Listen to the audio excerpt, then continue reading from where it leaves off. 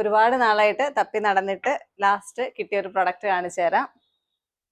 ഒരുപാട് എൻക്വയറീസും വന്നിട്ടുണ്ടായിരുന്ന ഒരു പ്രൊഡക്റ്റ് ആണേ. വേറൊന്നും അല്ല, നമ്മുടെ കുന്നിക്കുരുവാണ്.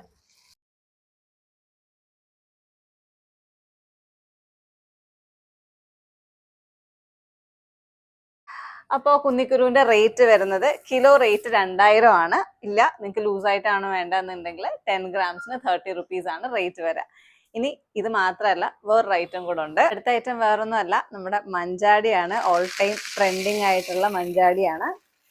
ഓൾറെഡി ഉണ്ടായിരുന്ന പ്രൊഡക്റ്റ് തന്നെയാണ്, നമ്മൾ വീണ്ടും റീസ്റ്റോക്ക് ചെയ്തിട്ടുള്ളതാണ്.